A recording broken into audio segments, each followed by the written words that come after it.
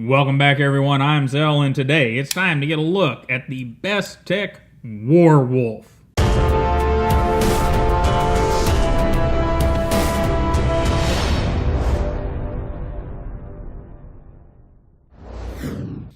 Alright, I saw I needed to clean that one up real quick, because, well, it's been getting used.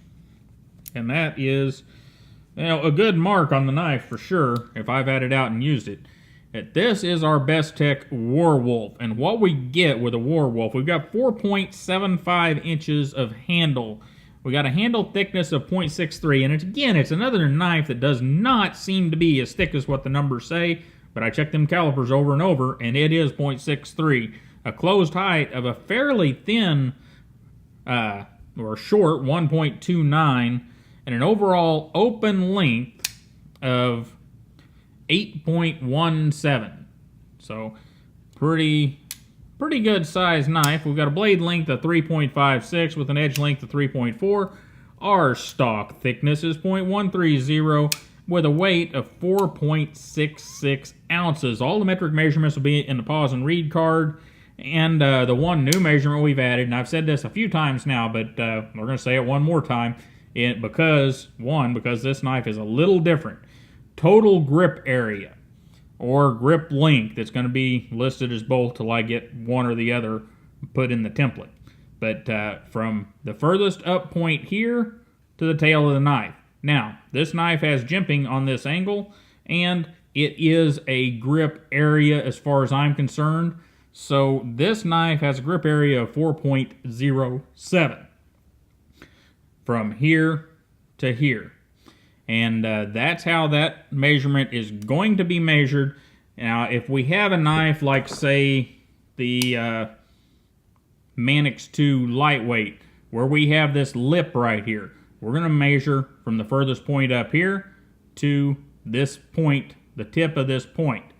And that's because, in my opinion, that is where the handle ends. This extra part right here, well, it's not really for gripping because they've hooked it around.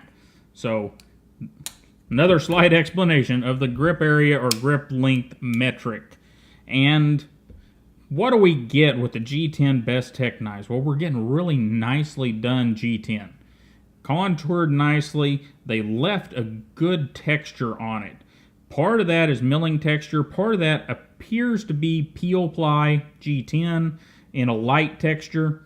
We roll it around the back. We've got nice stainless liners, and there's our flipper tab. I'm not a huge fan of the flipper tab on this one, but it works.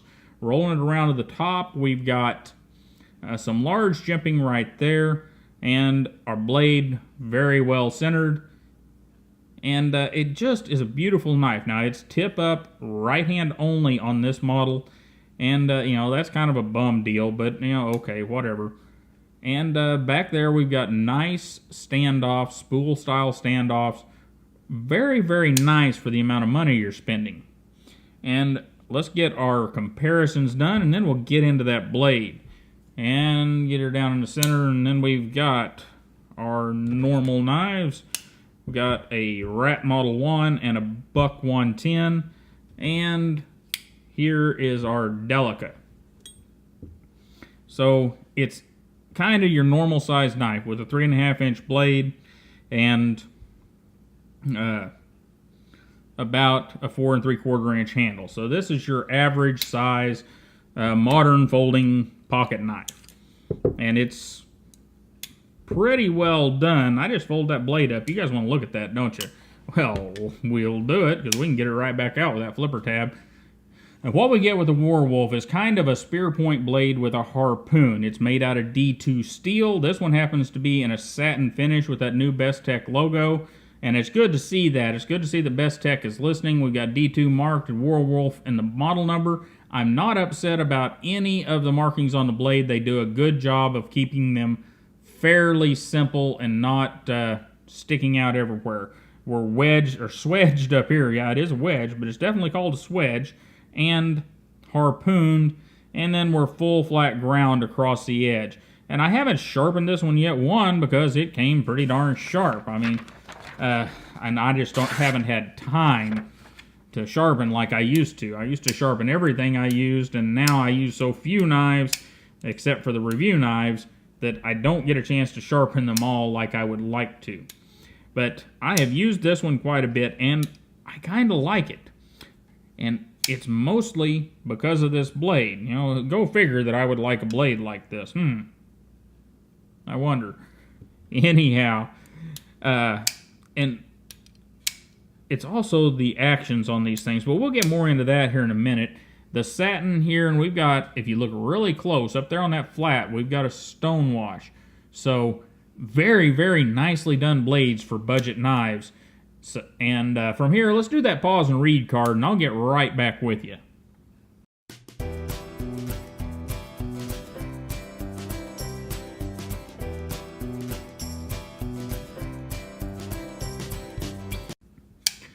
Alright, ergonomics. For you guys that are the ergonomic people, this is one of the better ones. There's some better in the Bestech knives that we've looked at, but we've got fairly simple handle design. We have this little bump right here. And this little bump right here, for me, fits. And it doesn't cause problems in my other grips. In fact, it is a very good reverse grip knife and a very good pinch grip knife with the blade shape and the chamfers on the front ends of the handles.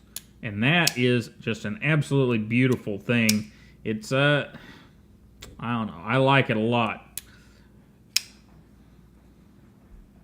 So, do be aware though, we do have one of those little points, and we've talked about that a lot, and it causes problems for some people. A lot of times it causes problems for me. On the Dolphin from Bestech, it causes a problem for me. On this one, it doesn't. Slightly different measurement, I'm sure. And let's get a look at the action. We're running on ceramic ball bearings, ceramic detent, and, well, you know, all the standard stuff. And it's just beautiful. Now, there have been reports from people that I trust that if you get one of these Bestech knives that has a blade coating on it, that you are going to have to spend some time flipping the knife open and closed, or get in there and clean out the coating where the bearings are rolling. On this knife, with none of that, no problems whatsoever, and I didn't have any problems with the Kendo, but I've had reports that others have. So be aware of that, and man, the action is just beautiful on all of these Bestech knives. They have done such a great job of tuning them. Our lockup there, we're at right around 40, and that's hard to get on camera sometimes, 45-50%, which is where I like to see it. I don't like to see that really early lockup. And man, knife just works extremely well. Let's throw her in the pocket and see what happens. Alright, so get her down in the Levi's, and there you go. Let's get a close-up look at that. Very nice, very little of the knife sticking out, nothing that's going to get whacked or cause you problems, and the clip doesn't pop up too terribly much either, and there is a little bit of room under there. I will warn you, in certain of your thicker pants that have thicker seams and thicker materials, this particular clip does have a little bit of issue, but it is a stainless clip, so you can get it in the vise or your vise grips, and you can move it around a little bit and get it shaped the way you need to, which is what I did on the Swordfish, so that it would fit in the 511s nicely. And, you know, guys, let's kind of wrap this guy up. For your knife at $52, $55, and getting good hardware. We didn't do a hardware check on this one, but here we go. Get that rolled around so that you can have a reference point. A little bit of space in that screw, not too terribly bad. Down here, a little less than that one. So, good screws again, and just a beautiful knife. Bestech is killing it with these D2 and G10 knives. This is a place where it's just the knife companies are coming together and giving you some beautiful stuff, whether we're talking about the Bestech knives or whether we're talking about the new Tangram series from Kaiser, or your Ontario Rats in D2, your Essie, Avispa, and Zancudo in D2. All of these knives are just killing it for the average consumer. There are some things to be aware of if you're not already aware. D2 is not the easiest steel in the world to sharpen, but it holds an edge for a good long time. It does not hold a super fine edge for a good long time. It does hold a bit of a chippy edge, and that sharpening, that's something I need to cover real quick before we close this thing out. I have had reports of some of the Bestech knives being chippy on the edge. I experienced that whenever I initially sharpened the Kendo. It was a bit chippy on the edge. However, I did what I do whenever I run into those things. I backed down a couple of grits, took it down a couple more thousandths, and got rid of that chippiness, and then went back to polishing that edge, and it went away. And that happens quite often.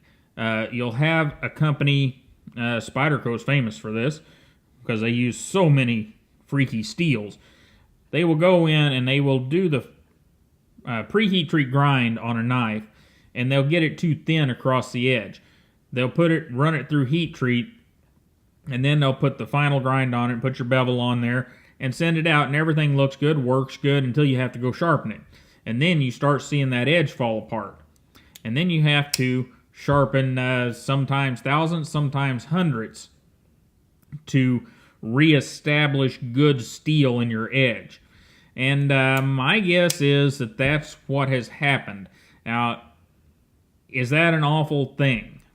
Well, it's something that hopefully Bestech can learn from, and that they will leave their preheat treat grinds a little bit thicker as the future rolls on. And that's what we hope to see out of that. Or that they will change their heat treat methodology just a little bit, because it can also be caused by 100 different factors in heat treat that don't mean you end up with a bad blade. It just means that the thinnest area of the blade, whenever it went into the oven, is going to be a little bit brittle. So, they can make some adjustments, and hopefully they're listening, and in fact I know they're listening, and they will make some adjustments to their D2 heat treat. I did not have any of that problem with the S35VN, and I'm going to shut up on that. Look at that handle contouring, boys and girls. Is that not beautiful? The Warwolf, one of the G10 and D2 knives from Bestech Knives. It is quite the beauty. I'm not a big fan of the protuberance of the flipper tab, the way it kind of sticks out there, but it works really well. Give it push button motion or light switch, doesn't matter. So I'm not going to fuss too much. I like that little bit of a harpoon on the blade with the nice swedges.